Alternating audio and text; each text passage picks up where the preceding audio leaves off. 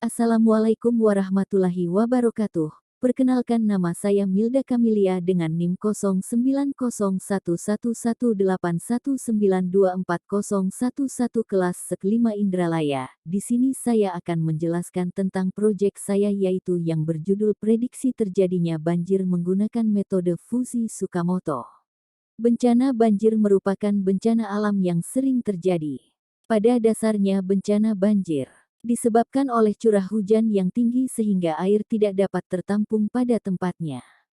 Banjir juga dapat disebabkan oleh ketinggian suatu daerah, karena air akan selalu mengalir ke tempat yang rendah. Oleh sebab itu daerah dataran rendah lebih rawan terkena banjir. Banjir tidak terjadi pada dataran rendah saja, banjir juga bisa terjadi pada dataran tinggi. Untuk mengantisipasi terjadinya banjir, salah satu caranya adalah memprediksinya. Sehingga pada proyek kali ini saya menggunakan 3 inputan dengan 27 rule dan 2 variabel output. Yang pertama adalah curah hujan yang memiliki 3 variabel, yaitu tinggi, sedang dan rendah. Di mana variabel rendah memiliki rentan nilai 0 sampai 200 mm, variabel sedang 100 sampai 350 mm, dan tinggi memiliki rentan nilai dari 350 sampai 400 mm. Input yang kedua adalah ketinggian daerah. Ketinggian daerah ini cukup berpengaruh dalam terjadinya banjir.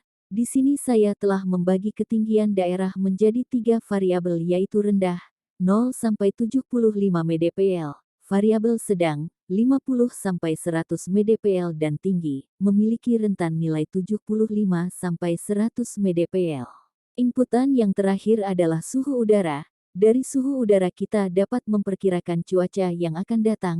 Di sini saya juga membagi suhu udara menjadi 3 variabel, yaitu variabel rendah memiliki rentan nilai 0 sampai 25 derajat, variabel sedang 20 sampai 30 derajat, dan variabel tinggi memiliki rentan nilai 30 sampai 35 derajat. Ini merupakan fungsi keanggotaan dari curah hujan, yang dimana menghasilkan plotting fungsi keanggotaan suhu udara.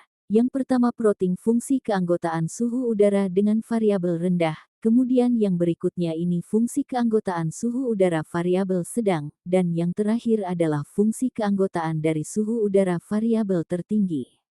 Untuk dapat langsung melihat plot ketiga fungsi keanggotaan, kita dapat menggunakan perintah view. Fusifikasi yang kedua adalah ketinggian daerah. Ini merupakan fungsi keanggotaan dari ketinggian daerah. Plotting membership terbagi menjadi 3. Yang pertama, plotting fungsi keanggotaan ketinggian daerah dengan variabel rendah, kemudian ini merupakan plotting dari ketinggian daerah dengan variabel sedang, yang terakhir ini merupakan plotting fungsi keanggotaan ketinggian daerah dengan variabel tinggi. Dan ini merupakan plotting dari ketiga fungsi keanggotaan. Ini adalah inputan terakhir, yaitu suhu udara. Ini merupakan fungsi keanggotaan dari suhu udara, di mana ini merupakan plotting fungsi keanggotaan suhu udara variabel rendah.